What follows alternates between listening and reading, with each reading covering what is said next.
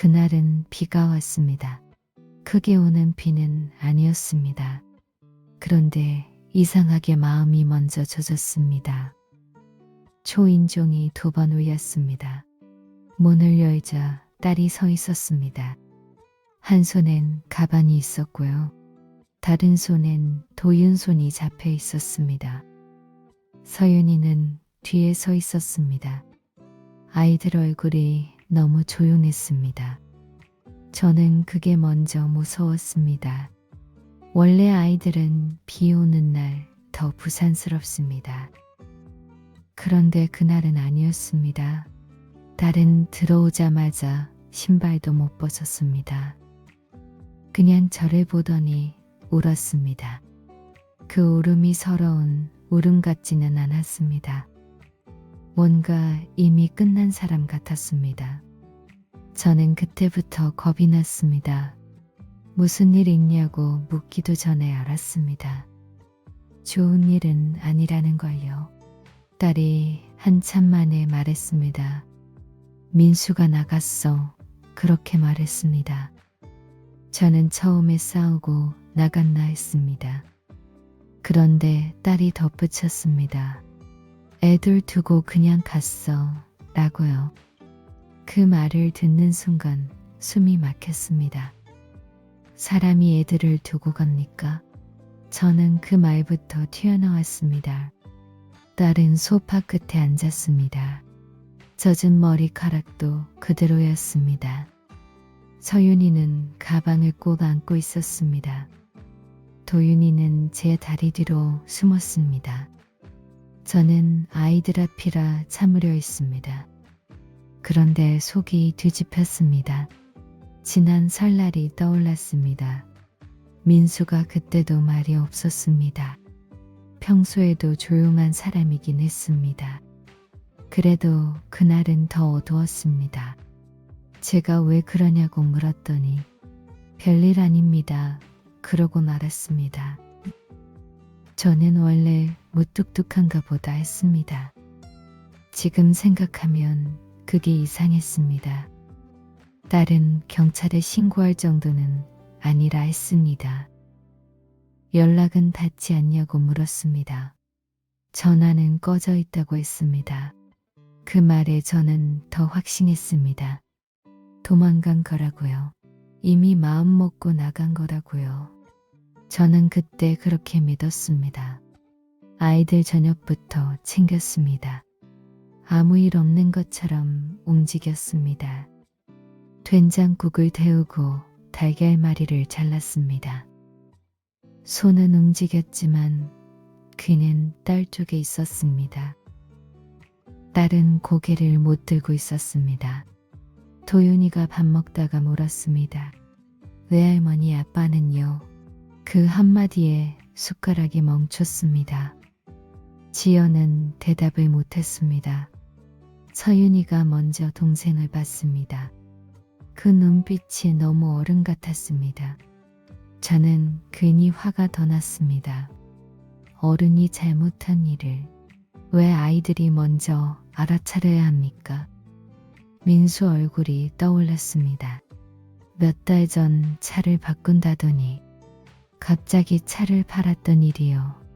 그때도 저는 살림이 어렵나 싶었습니다. 딸은 별말 없었습니다. 민수도 설명을 안 했습니다. 저는 그걸 가장처럼 무거워서 그렇다 여겼습니다. 그런데 그날은 다르게 보였습니다. 도망갈 준비였던 것 같았습니다. 저는 이미 판단을 끝내고 있었습니다. 아이들을 재우고 나서야 딸과 마주 앉았습니다. 집안이 너무 조용했습니다. 세탁기 돌아가는 소리만 났습니다. 저는 묻고 또 물었습니다. 언제부터 이상했냐고요? 딸은 한참 뜸을 들이다가 2달 전부터 좀 그랬다고 했습니다. 늦게 들어오고요. 전화도 잘 안 받고요. 돈 얘기만 나오면 피했다고 했습니다. 그 말을 듣자 지난 가을이 떠올랐습니다. 민수가 손주 학원비를 늦게 낸 적이 있었습니다. 그때 민수가 미안하다고만 했습니다. 구체적인 설명은 없었습니다. 저는 사정이 있겠거니 했습니다. 지금 생각하면 이상했습니다. 사람은 설명을 피할 때 이미 다른 마음이 생긴 걸 수도 있습니다. 저는 그렇게 해석했습니다. 딸은 끝내 바람 이야기는 하지 않았습니다. 그런데 이상하게 저는 그것보다 더 나쁘게 느꼈습니다. 책임을 버린 사람처럼 보였으니까요. 다음 날 아침이 더 힘들었습니다. 밤새 생각이 자라 있었습니다. 아이들은 학교 가야 했습니다. 아무 일 없는 얼굴을 해야 했습니다. 그게 제일 잔인했습니다. 서윤이는 묻지 않았습니다. 그게 더 아팠습니다. 이미 뭔가 알고 있다는 뜻 같았습니다. 도윤이는 신발을 신다 말고 아빠 언제 와요? 물었습니다. 지연은 부엌으로 들어가 버렸습니다. 저는 그 아이를 안아줬습니다. 금방 올 거야. 그렇게 말했습니다. 거짓말인 줄 알면서도 했습니다. 현관문이 닫힌 뒤 저는 딸에게 물었습니다. 정말 아무 말 없이 간 거냐고요. 딸은 잠깐 망설였습니다. 그 잠깐이 마음에 걸렸습니다. 메모 하나 남겼다고 했습니다. 저는 당장 보여달랬습니다. 딸은 접힌 종이를 꺼냈습니다. 거기엔 한 줄이었습니다. 미안하다. 당분간 떨어져 있자. 그 종이를 보는 순간 저는 더 화가 났습니다. 이게 사람 할 짓입니까? 두 아이를 두고 당분간 떨어져 있자니요. 저는 종이를 탁 내려놨습니다. 그 짧은 문장이 너무 비겁해 보였습니다. 사람이 진심으로 미안하면 저렇게 적지 못합니다. 지난 추석 전날도 떠올랐습니다.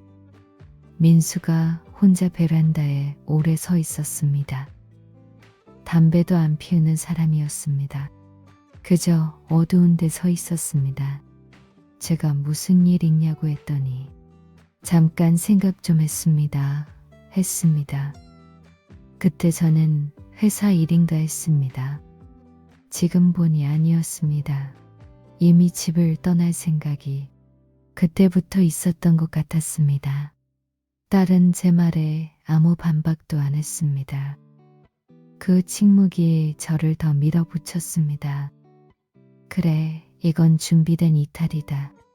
저는 그렇게 마음을 굳혔습니다. 사람이 먼저 무너지면 남의 침묵도 죄처럼 보이더군요. 점심쯤 학원 원장에게 전화가 왔습니다. 서윤이가 요즘 말이 없다고 했습니다. 집에 무슨 일 있냐고 조심스레 물었습니다. 저는 괜찮다고 했습니다. 그런데 제 목소리가 먼저 흔들렸습니다. 원장은 지난주에도 민수가 학원비 문제로 전화했다고 했습니다. 조금만 기다려달라고 했다더군요. 저는 순간 멈췄습니다. 사라질 사람이 왜 학원비를 챙깁니까? 하지만 바로 마음을 고쳐먹었습니다. 마지막 체면이었겠지 싶었습니다. 그 정도는 할 수 있지 않습니까? 사람이 떠나기 전에도 좋은 척은 할 수 있으니까요. 제가 그렇게 말하자 원장은 더 말을 안 했습니다. 통화가 끝난 뒤에도 이상하게 속이 편치 않았습니다. 설명되는 것 같으면서도 한 군데가 남아 있었습니다. 그런데 저는 그 빈칸을 의심이 아니라 분노로 채웠습니다. 그게 더 쉬웠기 때문입니다. 억울한 사람보다 나쁜 사람을 만들면 덜 복잡하니까요. 저녁에 딸이 빨래를 개고 있었습니다. 평소보다 접는 속도가 빨랐습니다. 저는 그런 손을 오래 봤습니다. 사람은 숨길 게 있을 때 손이 먼저 바빠집니다. 그날 문득 그런 생각이 들었습니다. 민수 통장이나 카드 내역은 봤냐고 물었습니다. 딸은 못 봤다고 했습니다. 원래 그런 건 서로 잘 안 본다 했습니다. 부부가 어떻게 그럴 수 있나 싶었습니다. 저는 옛사람이라 그런가 봅니다.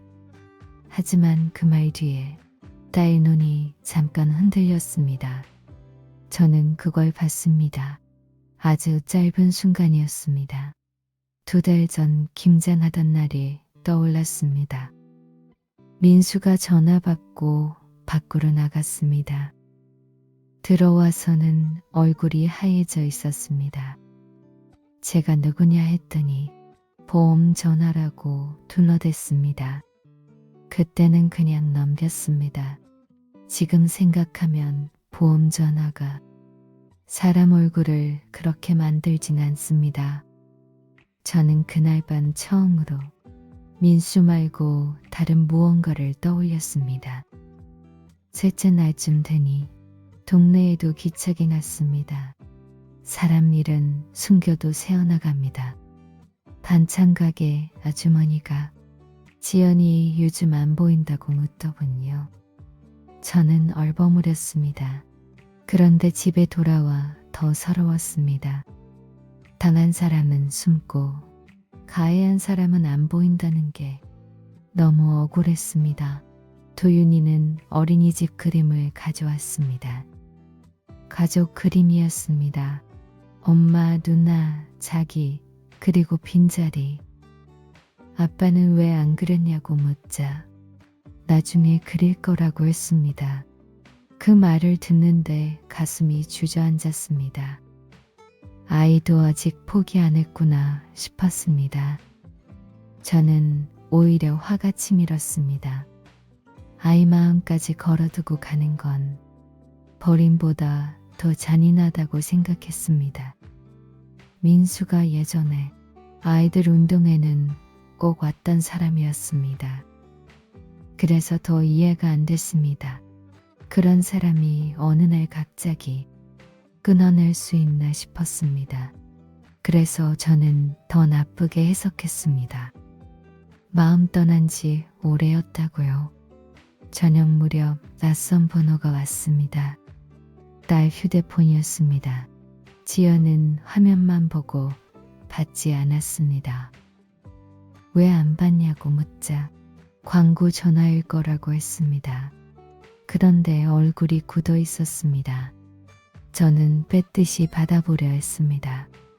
딸이 처음으로 제 손을 맞았습니다. 그 순간 마음이 서늘했습니다. 왜 막지 싶었습니다. 광고 전화면 그냥 받으면 됩니다. 딸은 됐어, 엄마 했습니다. 그 말투가 너무 날카로웠습니다. 저는 섭섭함보다 의심이 먼저 들었습니다. 무슨 걸 숨기고 있나 싶었습니다. 하지만 곧 마음을 접었습니다. 상처받은 딸을 의심하는 건 너무 매정한 일 같았으니까요. 그래서 저는 다시 민수 쪽으로 돌렸습니다. 딸이 저렇게 예민한 것도 결국 사이 때문이라 생각했습니다. 사람은 보고 싶은 쪽으로 퍼즐을 맞추게 되더군요. 저도 그때 그랬습니다. 틀린 줄 모르고 맞다고 믿었습니다. 그날 밤 서윤이가 제 방에 왔습니다. 잠이 안 온다고 했습니다. 아이 이불을 펴주고 눕혔습니다. 서윤이는 한참 말이 없었습니다. 그러다 아주 작게 물었습니다. 왜 할머니, 아빠가 잘못했어요. 저는 바로 그렇다고 못했습니다. 아이 앞에서는 더 어렵습니다. 그래서 아빠가 지금 좋은 선택을 못한 것 같다고 했습니다. 서윤이는 고개를 끄덕이지 않았습니다. 대신 이불 끝만 만졌습니다. 그러고는 이런 말을 했습니다. 아빠는 마지막 날도 저한테 숙제하라고 했어요. 그게 왜 기억나냐고 물었더니 평소처럼 말해서요 했습니다. 저는 그 말을 오래 씹었습니다. 떠날 사람이 평소처럼 말할 수 있나 싶었습니다. 하지만 또 곧바로 그게 더 무섭다고 생각했습니다.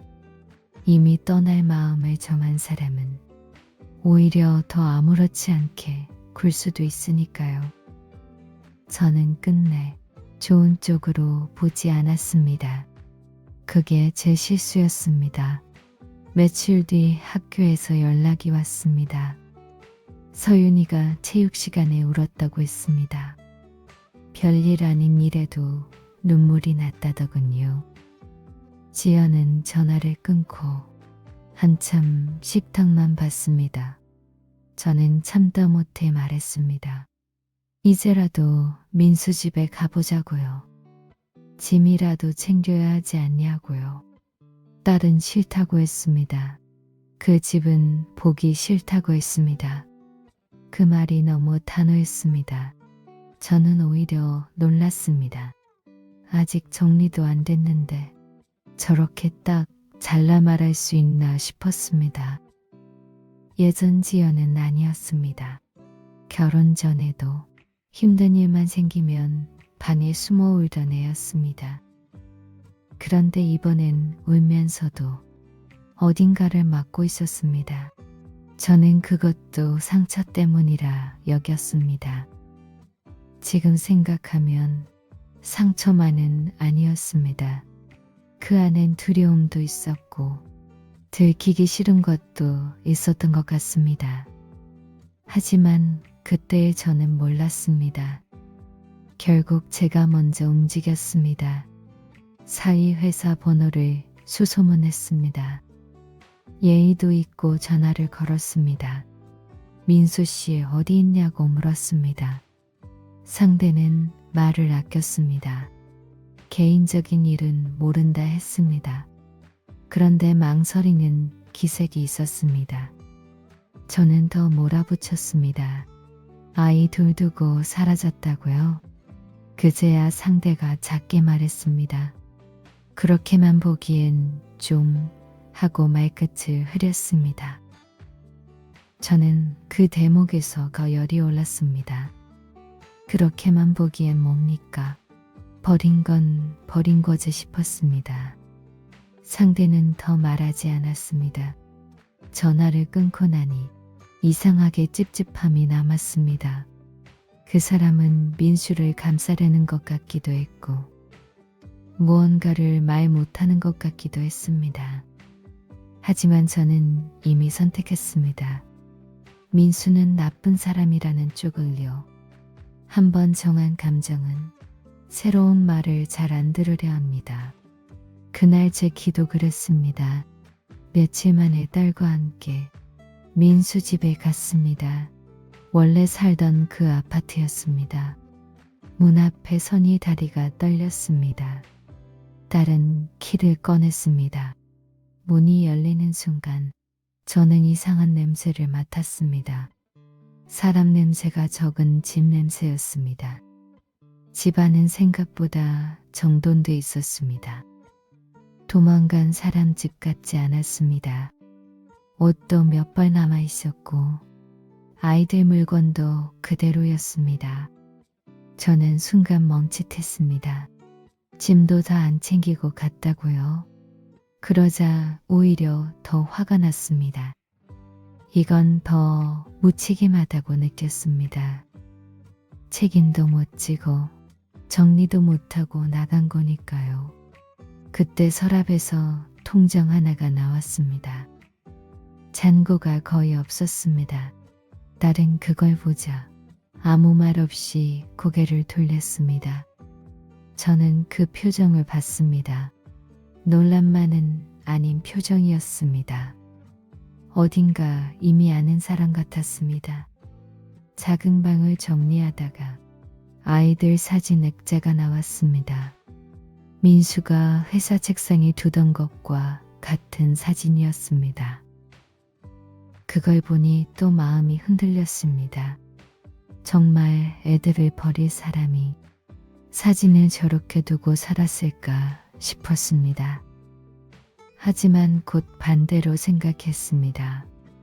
사진을 두는 것과 책임지는 건 다르니까요. 사람은 마음 약한 척도 합니다. 제가 그렇게 중얼거리자 딸은 제 말을 받지 않았습니다. 대신 서랍을 더 뒤졌습니다. 그 손이 다급해 보였습니다. 무엇을 찾냐고 물었습니다. 아니라고 했습니다. 그 아니라고 하는 표정이 너무 급했습니다. 그 순간 처음으로 딸이 민수보다 더 이상해 보였습니다. 하지만 저는 그 생각을 밀어냈습니다. 엄마가 딸을 먼저 의심하면 그 집은 더는 설 곳이 없으니까요. 그래서 저는 또 접었습니다. 접고 나니 대신 분노가 더 커졌습니다. 사람은 보기 싫은 진실 대신 익숙한 화를 붙잡기도 합니다. 집을 나오기 전 냉장고 옆 좌석에 붙은 영수증이 보였습니다. 며칠 전 날짜였습니다. 약국 영수증이었습니다.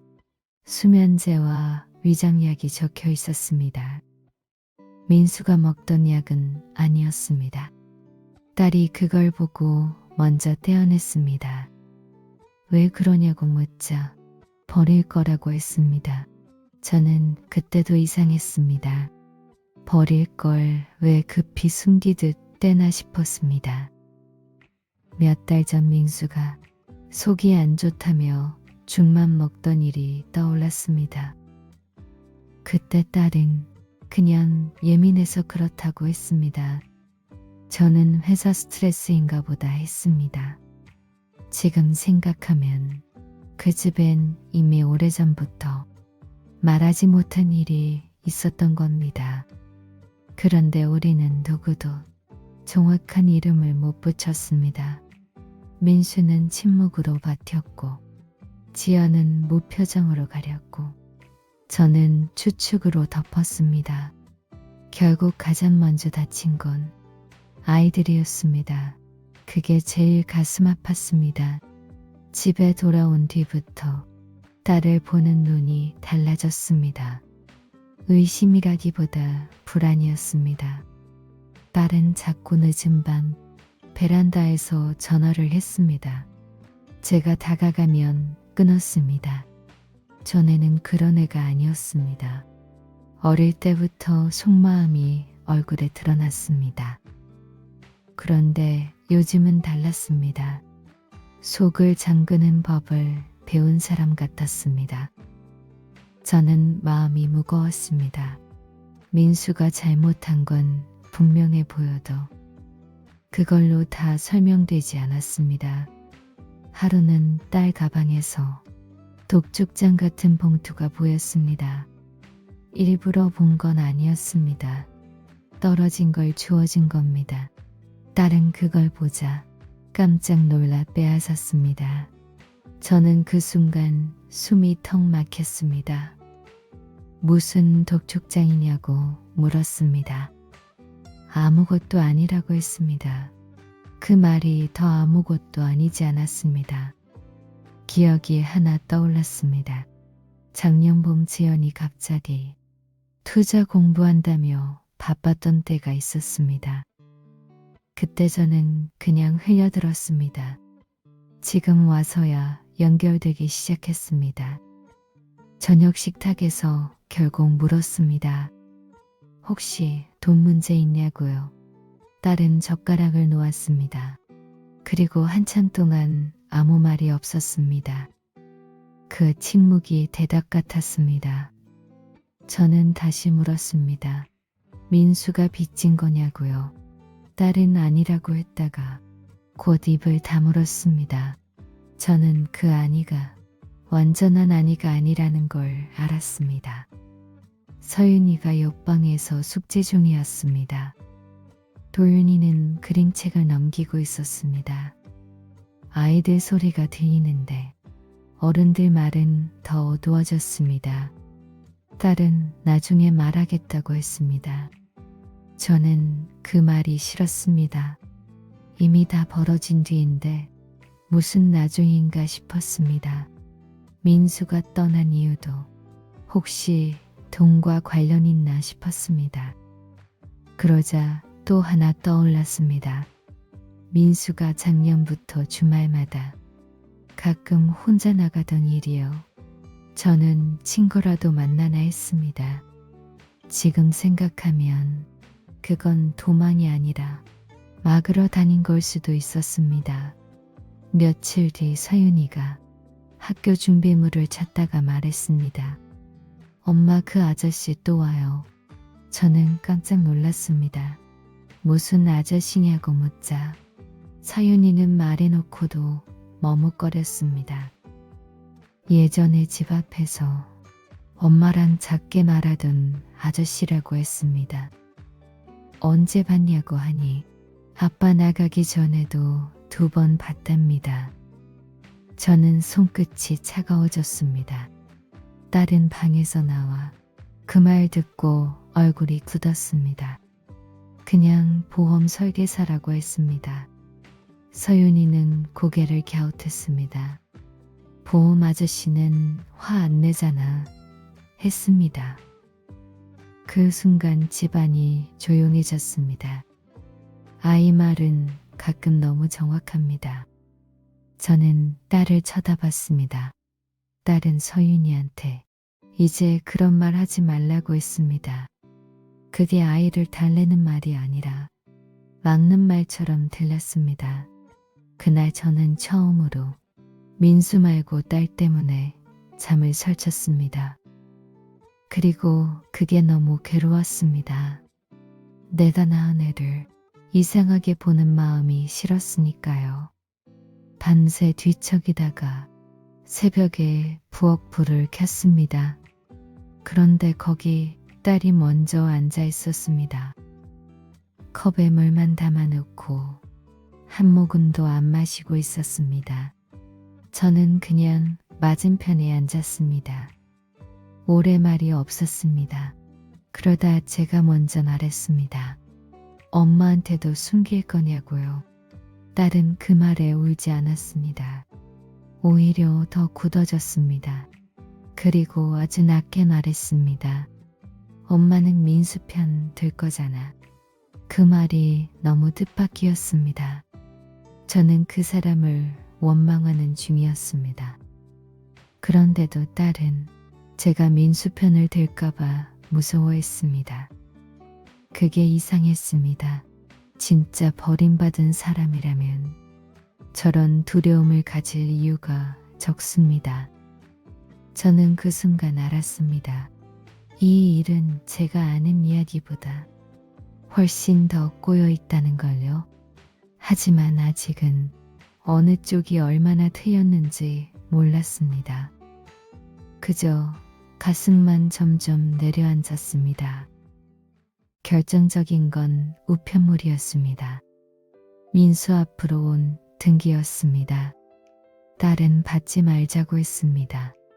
저는 그 말이 더 수상했습니다. 집에 없는 사람 우편을 왜 그렇게 급히 막나 싶었습니다. 결국 제가 받아두었습니다. 딸은 하루 종일 예민했습니다. 저녁이 되자 그 봉투를 자기 달라고 했습니다. 저는 그 자리에서 열자고 했습니다. 한동안 실랑이가 있었습니다. 결국 딸이 먼저 무너졌습니다. 울면서 말했습니다. 엄마가 보면 날 미워할 거라고요. 그 말에 제 가슴이 철렁했습니다. 봉투 안에는 대부업 독촉 서류와 민수 이름으로 된 보증 관련 종이가 있었습니다. 저는 눈앞이 캄캄했습니다. 민수가 빚까지 끌어안고 갔나 싶었습니다. 그런데 금액보다 더 이상한 건 서류 일부에 딸 이름이 함께 있었다는 겁니다. 그 순간 이야기가 바뀌기 시작했습니다. 민수 혼자 만든 일이 아니었습니다. 저는 딸에게 따져 물었습니다. 도대체 무슨 일이냐고요? 딸은 처음엔 아니라고 했습니다. 그러다 조금씩 말문을 열었습니다. 처음엔 소액이었다고 했습니다. 아는 언니가 알려준 투자였답니다. 금방 복구된다고 믿었다고요. 생활비 메꾸려다 커졌다고 했습니다. 저는 그 말을 들으며 멍했습니다. 그 애가 그런 일을 했다고요? 민수는 언제 알았냐고 물었습니다. 딸은 얼마 전 알았다고 했습니다. 그리고 그 뒤부터 민수가 사람들을 만나러 다녔다고 했습니다. 저는 그제야 주말 외출들이 떠올랐습니다. 친구가 아니었습니다. 수습하려 다닌 겁니다. 그런데도 저는 금방 민수를 용서하지 못했습니다. 그래도 애들을 두고 갔잖아. 그 생각이 끝까지 남았습니다. 사람은 일부 진실을 알아도 이미 품은 분노를 쉽게 놓지 못합니다. 저도 그랬습니다. 그래서 여전히 반쯤은 민수가 비겁하다고 믿고 있었습니다. 그날 밤 딸은 더 많은 말을 했습니다. 민수가 처음엔 화를 냈답니다. 당연한 일입니다. 그러다 어느 순간부터 오히려 조용해졌다고 했습니다. 그게 더 무서웠다고 했습니다. 혼자 감당하려는 사람처럼 보였답니다. 저는 그 말에 예전 장면들이 달라 보이기 시작했습니다. 베란다에 서 있던 등, 밥을 잘 못 먹던 등, 밤에 늦게 오던 등, 그게 바람도 도망도 아니라 빛과 겁 때문일 수도 있다는 생각이 처음으로 들었습니다. 하지만 그 생각 끝에 또 다른 의문이 남았습니다. 그럼 왜 아이들을 두고 사라졌나? 딸은 거기서 또 입을 다물었습니다. 저는 참다 못해 소리쳤습니다. 그것도 내가 숨기는 거냐고요.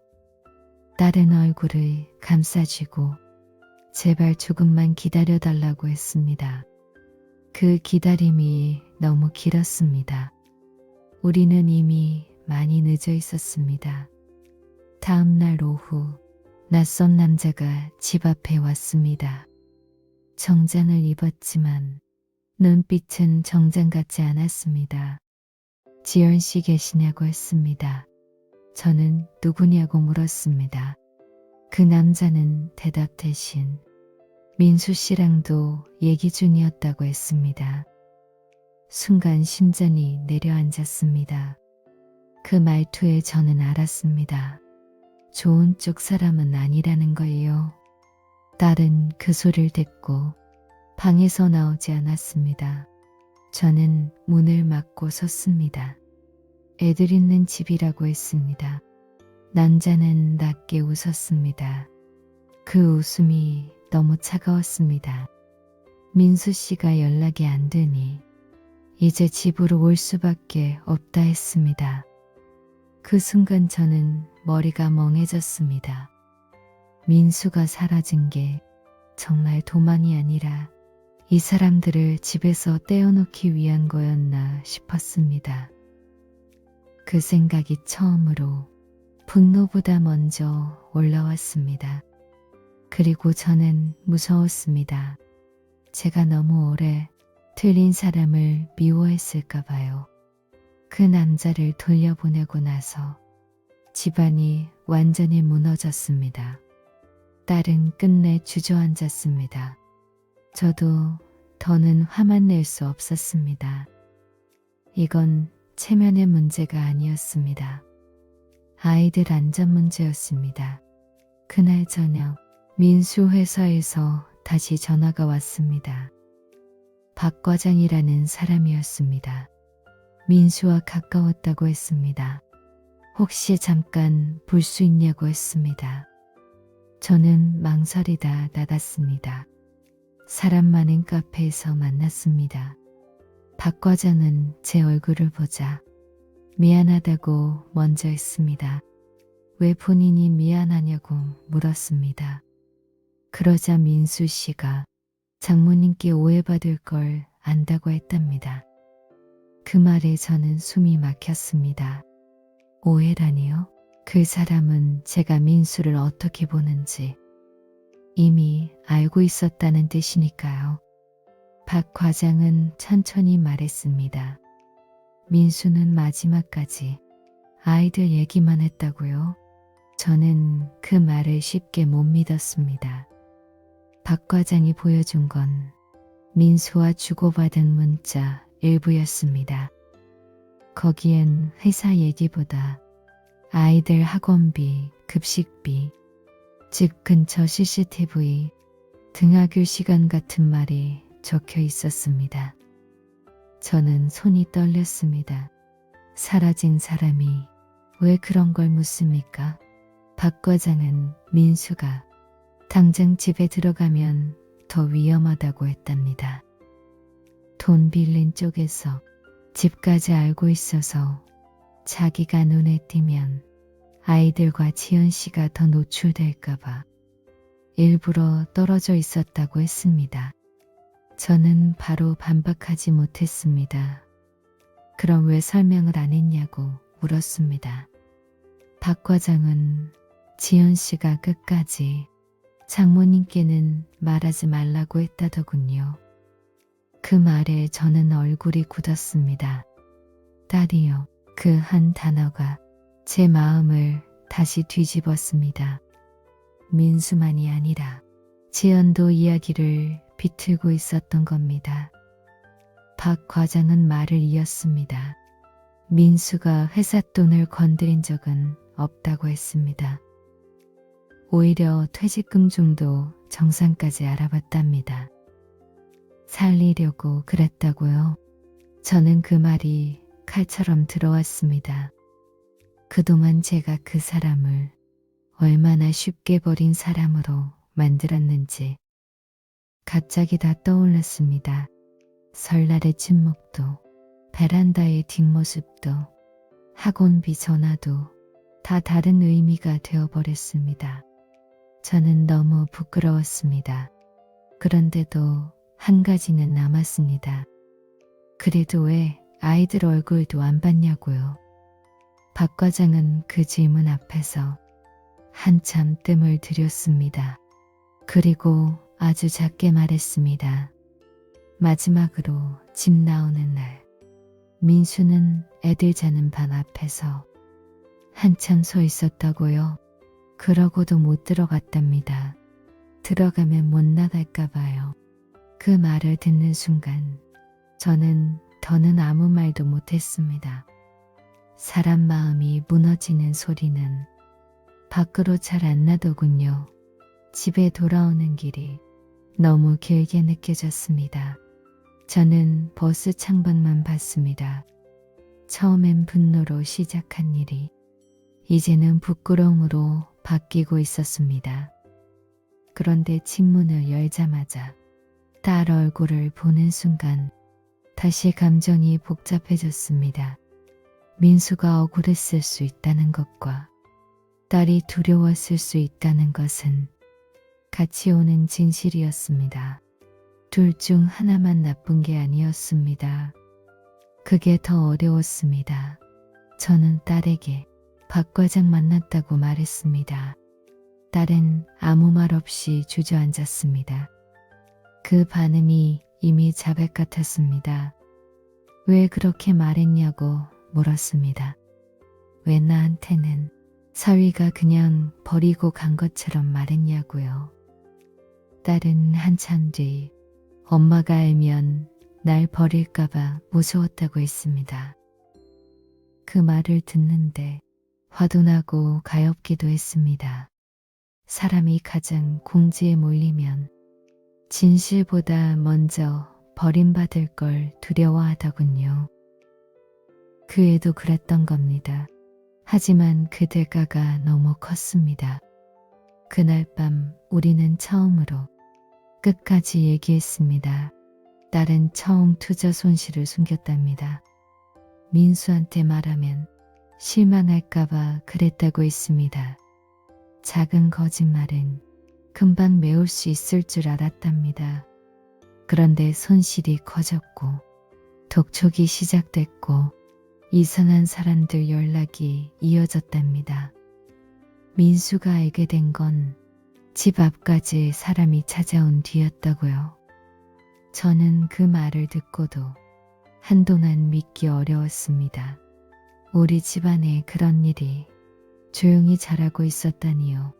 딸은 민수가 처음엔 같이 경찰 가자 했다고 했습니다. 그런데 자기가 반대했답니다. 애들 학교에 알려질까 봐요. 체면이 아이보다 앞선 순간이었습니다. 그 말을 듣는데 제 가슴도 따끔했습니다. 저 역시 체면 때문에 많은 걸 덮고 살았으니까요. 그래도 그 선택은 결국 모두를 더 아프게 만들었습니다. 딸은 마지막 날 이야기도 했습니다. 민수가 메모를 남기기 전날 둘이 크게 다퉜답니다. 민수는 잠시라도 자기가 밖에서 돌며 정리하겠다고 했고 딸은 그걸 도망으로 받아들였답니다.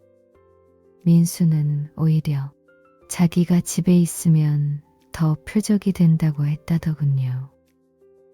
하지만 딸 귀에는 책임 회피처럼 들렸답니다. 그날 서로가 서로를 가장 나쁘게 해석한 겁니다. 저는 그 대목에서 아주 오래 말이 없었습니다.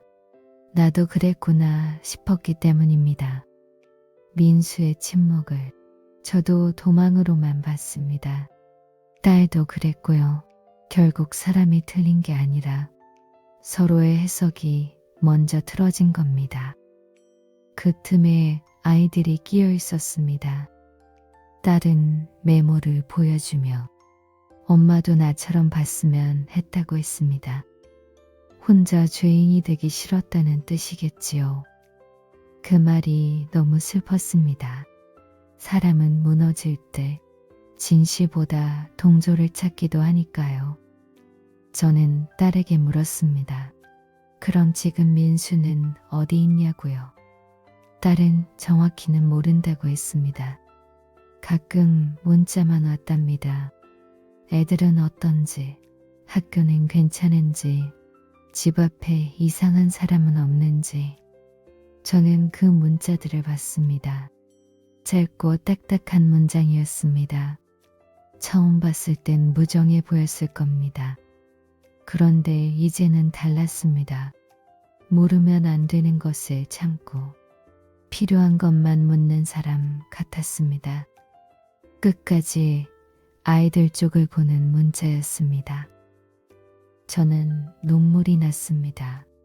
억울하게 만든 것도 미안했고 그 억울함을 튠데 내 몫도 있었다 싶었습니다. 그때 도윤이가 나와 물 한 잔 달라고 했습니다. 아직 어린애가 엄마 울고 외할머니 오는 걸 모른 척 해주더군요. 그게 더 가슴 아팠습니다. 어른들 비밀은 늘 아이들 앞에서 가장 먼저 새어나갑니다. 다음날 아침 딸이 먼저 말했습니다. 민수를 만나야겠다고요? 그 말을 듣고도 저는 선뜻 고개가 안 끄덕여졌습니다. 미안함과 원망이 동시에 있었기 때문입니다.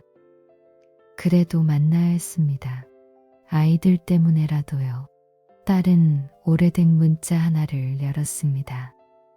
거기엔 한 줄이었습니다. 애들 앞에서는 나쁜 사람이어도 된다. 대신 너희는 다치지 마라. 저는 그 문장을 읽고 한동안 숨을 못 쉬었습니다. 저 문장이 얼마나 오래 민수를 혼자 버티게 했을까 싶었습니다. 동시에 화도 났습니다. 왜 그렇게까지 혼자 짊어졌나 싶어서요. 말하지 않으면 남는 사람들은 다 틀리게 해석합니다. 그걸 왜 몰랐나 싶었습니다. 하지만 사람은 몰려있을 때 최선이 아니라 버틸 수 있는 걸 고르기도 합니다. 민수도 그랬던 것 같습니다. 그 사실이 너무 씁쓸했습니다. 며칠 뒤 우리는 민수를 만났습니다. 박 과장이 자리를 잡아줬습니다. 작은 사무실, 상담실 같은 곳이었습니다. 문이 열리고 민수가 들어왔습니다.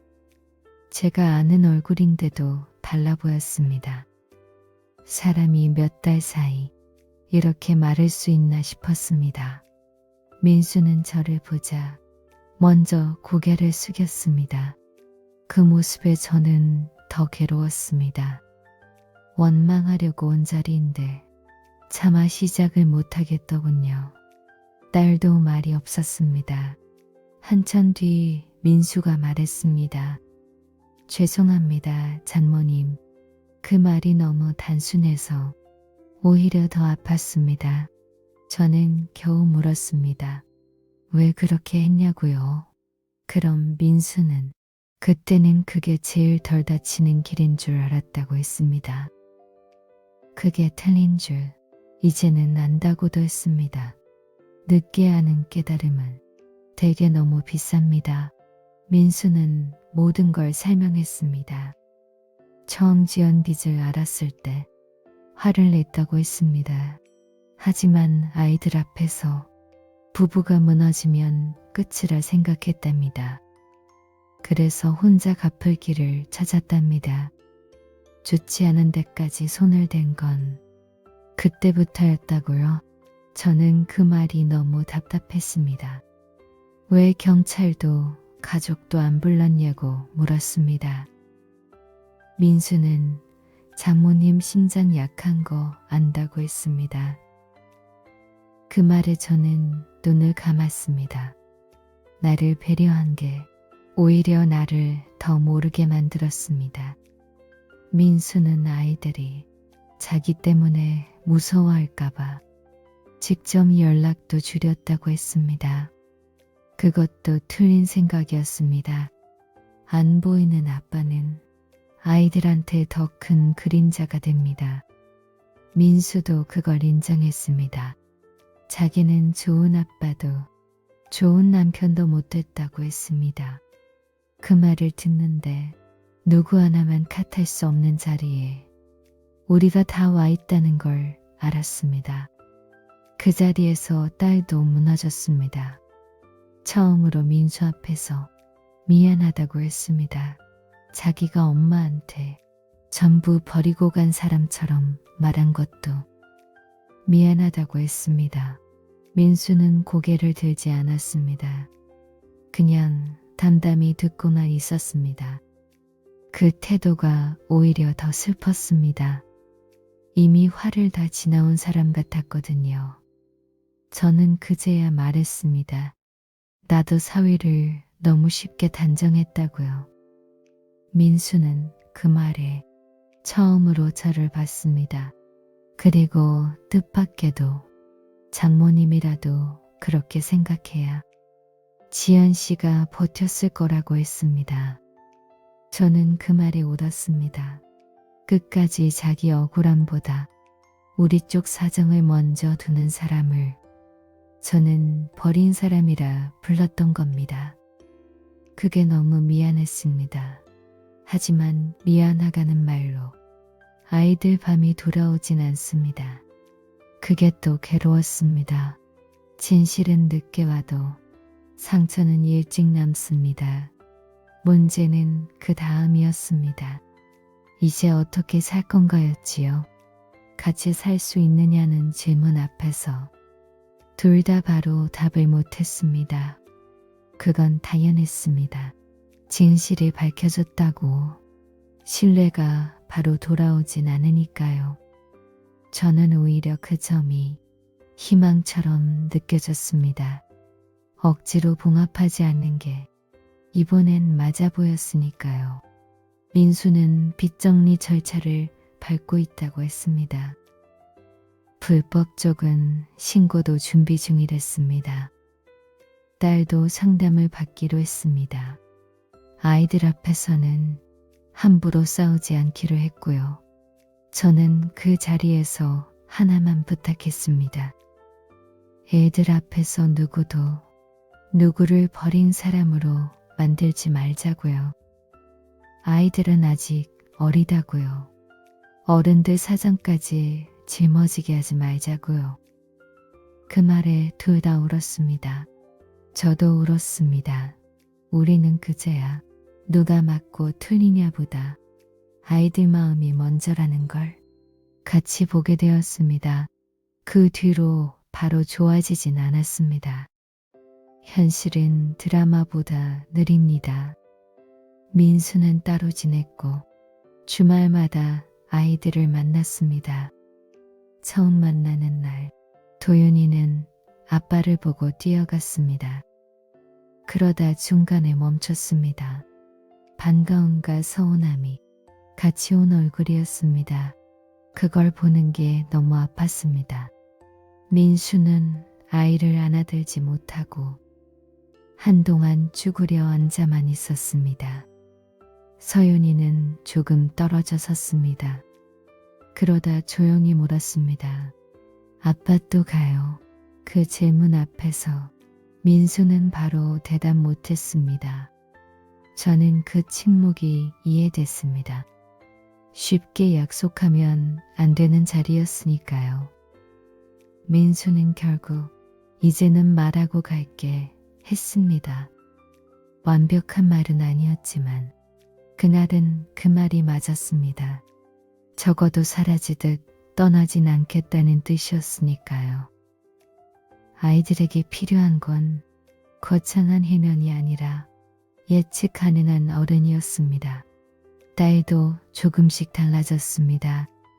상담을 다닌 뒤 말을 숨기기보다 꺼내기 시작했습니다. 처음엔 서툴렀습니다. 미안하다는 말도 어색했고 무섭다는 말도 겨우 했습니다. 저는 그런 딸을 보며 분노보다 안쓰러움이 더 많아졌습니다. 그래도 완전히 감싸진 않았습니다. 잘못은 잘못이라고 말했습니다. 아이들 앞에 진실을 어른 편한 대로 자르면 안 된다고도 했습니다. 딸은 그 말을 조용히 들었습니다.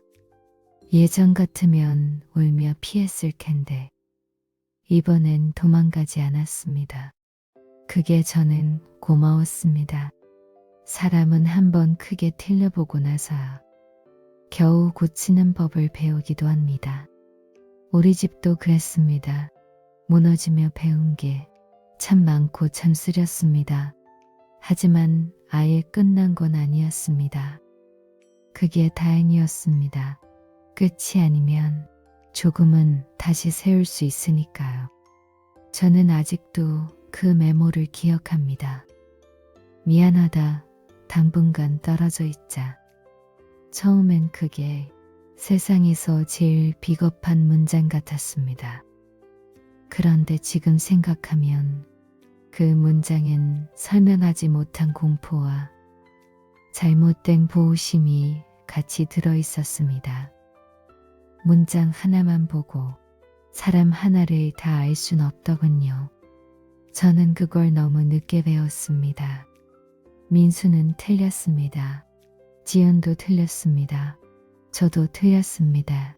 누구 하나만의 잘못으로 말끔히 정리되는 이야기가 아니었습니다. 그래서 더 현실 같았습니다. 가족 일은 대개 그렇습니다. 명확한 악인 하나보다 서툰 선택들이 겹쳐 더 큰 상처가 납니다. 그리고 그 상처는 말 안 한 사람, 지레 단정한 사람, 버티기만 한 사람 모두의 몫이 됩니다. 저는 이제 함부로 한 사람을 먼저 죄인 만들지 않으려 합니다. 그 대가를 너무 크게 치렀으니까요. 요즘도 가끔 도윤이가 묻습니다. 왜 할머니, 아빠 오늘 와요? 예전 같으면 제 마음이 먼저 흔들렸습니다.